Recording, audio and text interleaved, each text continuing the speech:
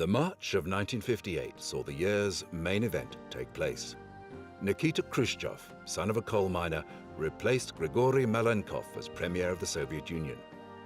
Khrushchev, who had established himself as the first secretary of the Communist Party in 1953, was already leading the Soviet Empire, garnering his strongest support when he launched an attack on Joseph Stalin, saying the leader had abused his power during the Great Purge.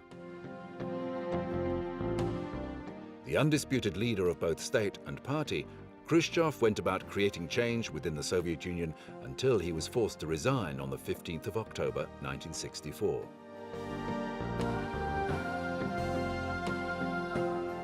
Said to be illiterate until he was 25, Khrushchev joined the Communist Party in 1918 and quickly rose through the ranks to become party secretary in 1925.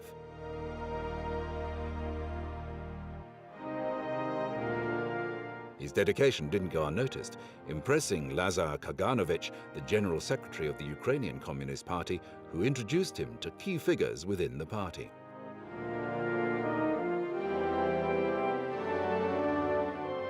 By 1938, he was working for Joseph Stalin, and the following year became a full member of the Politburo and of the Presidium of the Supreme Soviet.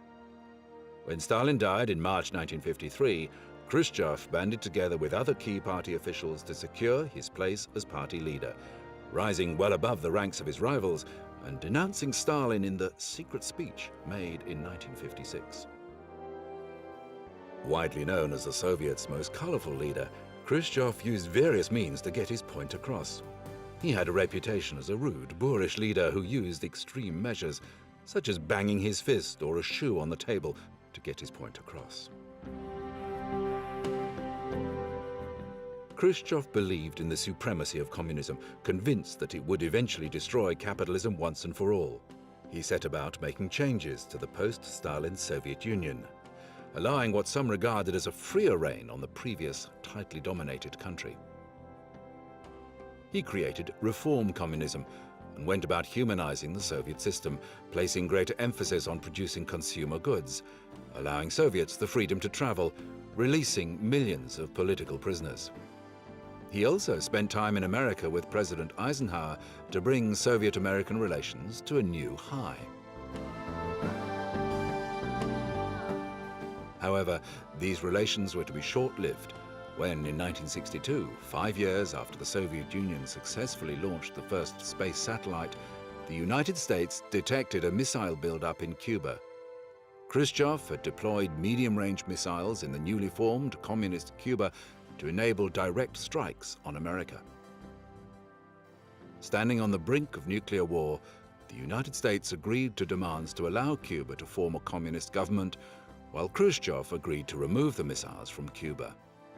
The Soviet Union was criticized by the Chinese communists for the settlement, culminating in a public denunciation by Mao Zedong, who believed in an all-out war against the imperialists.